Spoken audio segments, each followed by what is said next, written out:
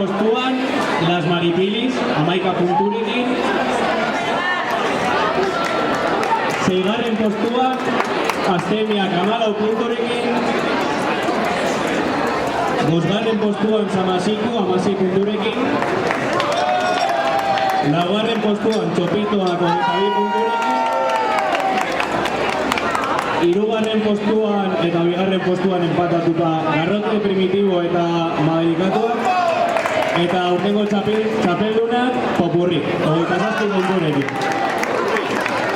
Zorion. Igo zinatokira, ze emango dizkizuegu berakatu.